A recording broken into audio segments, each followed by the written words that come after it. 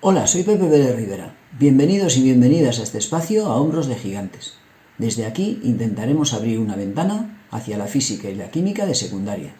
Si la propuesta te parece interesante, ánimo y vamos al lío.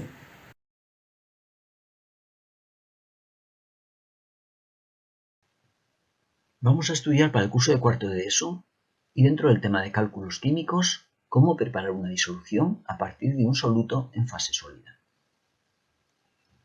Nos encontramos con dos procedimientos esencialmente para preparar disoluciones.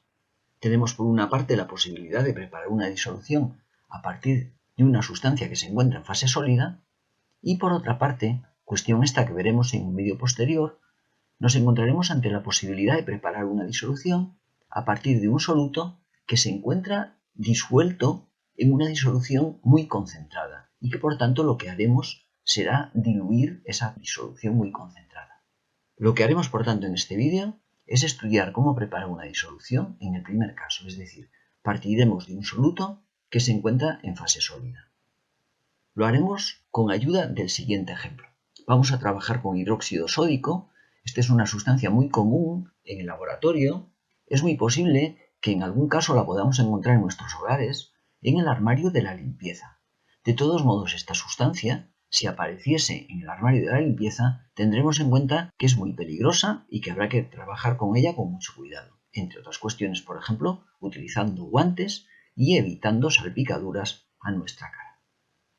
Vamos a preparar, por tanto, una disolución de concentración 0,5 moles por cada litro y prepararemos 250 centímetros cúbicos. Calcularemos la masa de hidróxido sódico necesaria. Esta es una sustancia que se comercializa en forma de lentejas y que en ningún caso, repito, podemos tocar con las manos. Deberemos de utilizar una espátula para evitar el contacto con nuestras manos. Lo primero que haremos será recurrir al concepto de molaridad, que representa los moles de soluto presentes en cada litro de disolución. Lo hemos representado de esta forma. Moles de soluto, recuerda que N indica moles de soluto, dividido el volumen de la disolución expresado en litros. Solemos escribir excepcionalmente la unidad para recalcar el hecho de que ese volumen debe expresarse en litros, dado que repartiremos los moles totales entre los litros totales para averiguar los moles que corresponden a cada litro. Veremos cómo la molaridad, la concentración molar, representa una relación entre cantidad de soluto, expresada en moles, y cantidad de disolución expresada en litros. De manera que si de esos tres elementos conocemos dos, podremos calcular el tercero.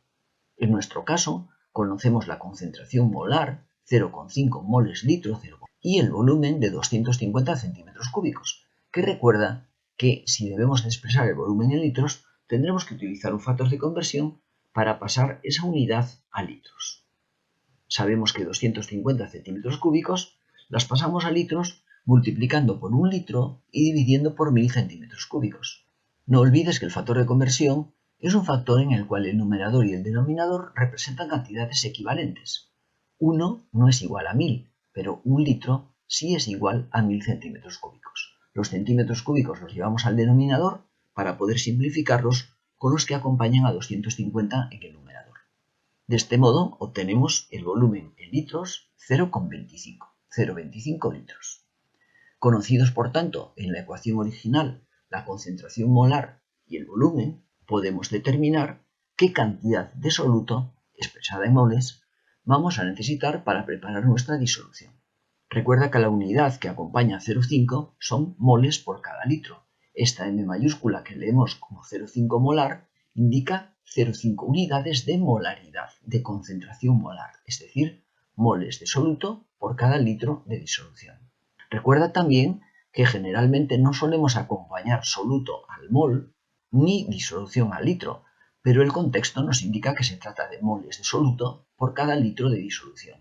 Exactamente igual, los 0,25 litros son de disolución, que es la cantidad que queremos preparar, por tanto estos litros que dividen los podemos simplificar con aquellos que multiplican, obteniendo de este modo el resultado 0,125 moles de soluto de hidróxido sódico, que es la sustancia que queremos disolver.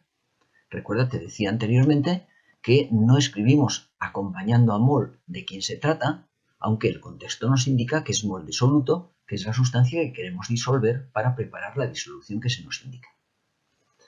Tenemos la cantidad de soluto, pero esta cantidad de soluto está expresada en moles. Necesitaremos pasar esta cantidad a masa, a gramos, porque es lo que vamos a ir a pesar a la balanza en el laboratorio. Para pasar de moles a gramos, recuerda que utilizaremos la relación que establece la masa molar. De hecho, cuando nos vamos a la tabla periódica, encontramos la masa atómica del sodio, que es 23, la del oxígeno, que es 16, y la del hidrógeno, que es 1, para arrojar un valor de 40 gramos por cada mol. 40 gramos de esa sustancia, hidróxido sódico, por cada mol también de esa sustancia, hidróxido sódico.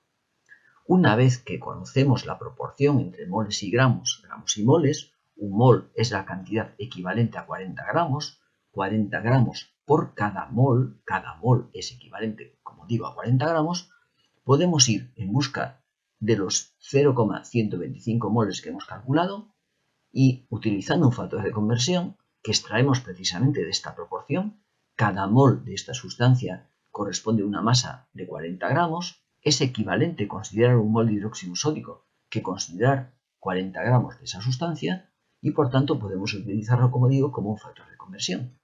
De este modo, simplificamos el mol que divide con el mol que multiplica de hidróxido sódico y así determinamos la cantidad expresada en gramos. 5 gramos de hidróxido sódico. Recuerda, por tanto, que partimos del concepto de molaridad como proporción entre los moles de soluto, numerador, y el volumen de la disolución en litros, denominador.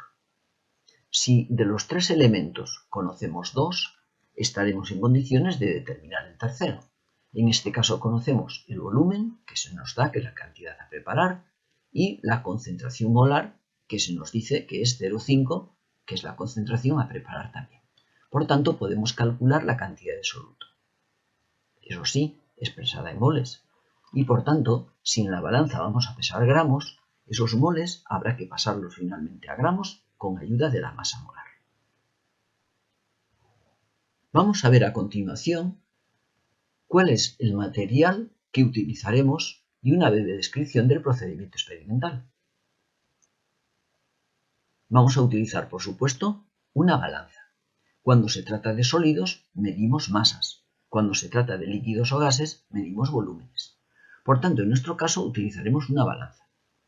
Las balanzas de laboratorio son como la que se muestra en la figura, de la cual tenemos la atribución, pero en ningún caso podemos pesar directamente sobre el platillo de la balanza. Utilizaremos para ello un vidrio de reloj. A continuación, añadiremos el contenido del vidrio de reloj una vez pesada la cantidad de sustancia, recuerda que eran 5 gramos en nuestro ejemplo, los añadiremos en un vaso de precipitados. Añadimos la cantidad de sustancia, añadimos agua para preparar la disolución, tendremos en cuenta de utilizar aproximadamente la mitad para que después podamos añadir el agua que utilizamos para lavar y arrastrar los restos de soluto que pueden permanecer en los distintos elementos que vamos utilizando. Utilizaremos para agitar una varilla de vidrio, a veces utilizamos un agitador magnético que consta de una pastilla que se introduce en el interior de la disolución y colocando sobre un sistema que está constituido por un imán rotatorio, al girar el imán, la pastilla que lleva en el interior un pequeño imán también gira y por tanto agita la disolución. Si no tenemos un agitador magnético, utilizaremos una varilla de vidrio. Una vez que se disuelve la cantidad en el agua que hemos añadido, a continuación utilizaremos un matraz aforado. Un matraz aforado es un matraz que tiene una marca de enrase muy tenue en esta foto, que nos indica el volumen que contiene el recipiente a la temperatura de trabajo de laboratorio. En nuestro caso utilizaremos un matraz aforado de 250 centímetros cúbicos. Añadiremos el contenido del vaso de precipitados en el matraz aforado y a continuación añadiremos una pequeña fracción de agua destilada en el vaso de precipitados para arrastrar las pequeñas gotas que puedan quedar con restos del soluto. Agitaremos ligeramente y lo añadiremos en el matrazo forado. Todo ello teniendo especial cuidado de no sobrepasar la marca de enrase, los 250 centímetros cúbicos que tenemos que preparar. De ahí que trabajemos inicialmente con un volumen aproximado de la mitad del volumen que tenemos que preparar. Una vez que añadimos esa cantidad resultado del enjuague y que garantizamos que todo el soluto está en nuestro matrazo forado, será el momento de enrasar la disolución para garantizar que el volumen es exactamente el que establece el fabricante. Habrá que tener un cierto cuidado en este procedimiento porque el hidróxido sódico es una sustancia que cuando la añadimos en agua libera calor. Es un proceso que un poco más adelante llamaremos exotérmico. Al liberar calor se puede producir una cierta dilatación del recipiente, de manera que si medimos el volumen, si enrasamos con el recipiente ligeramente dilatado, probablemente estemos midiendo un volumen más grande que el que necesitamos medir y que por tanto la disolución final no sea de la concentración requerida. Con lo cual es interesante que antes de enrasar dejemos que se enfríe a temperatura ambiente nuestra disolución para que una vez que efectivamente el volumen es el que indica el fabricante, en nuestro caso 250 centímetros cúbicos, efectuemos el enrase para garantizar que ese es el volumen de nuestra disolución y que la concentración requerida es la concentración de la disolución que hemos preparado. Y es todo en esta ocasión. Si te pareció interesante la propuesta, nos vemos caminando entre la ciencia, como siempre, subidos a hombros de gigantes.